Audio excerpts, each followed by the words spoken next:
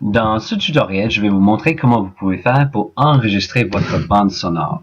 Donc, pour ne pas perdre votre travail, vous avez deux options.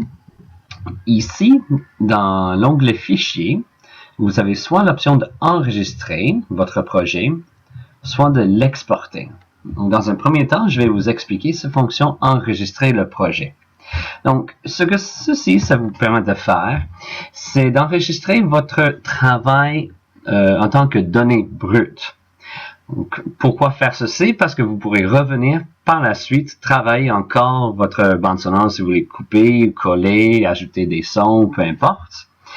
Vous le faites avec ce type de fichier.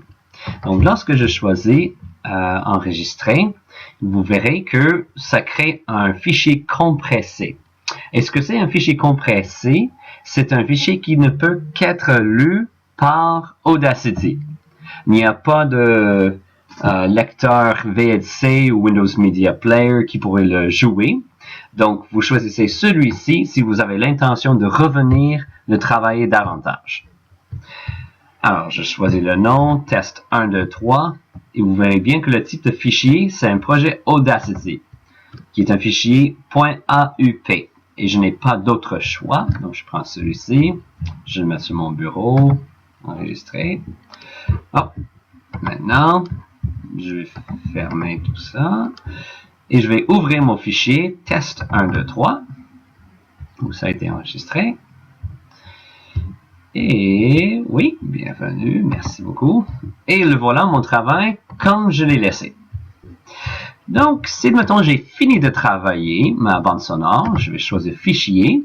Ensuite, je vais dans Exporter audio. Et ici, cette partie-là, Exporter audio, ça va me permettre de créer un fichier MP3. Alors, je choisis.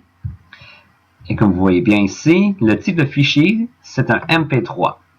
Si on veut que ce soit lu par un autre lecteur, il faut absolument que ce soit un MP3.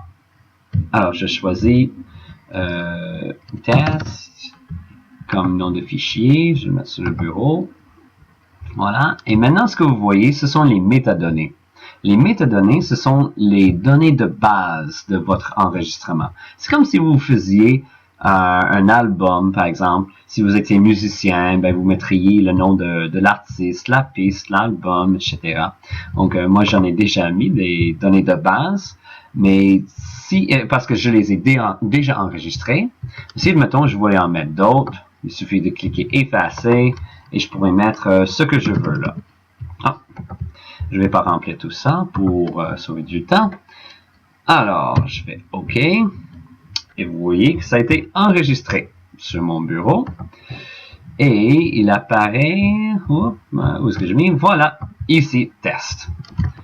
Donc, je vais ouvrir dans un autre logiciel pour vous montrer que ça fonctionne. Je choisis VLC comme logiciel. Test, 1, 2, 3, test, 1, 2, 3, test, 1, 2, 3, test, 1, 2, 3. Et si on ne l'arrête pas, ça va continuer en boucle. Donc, ici, ça va terminer notre tutoriel. J'espère que ça vous sera utile.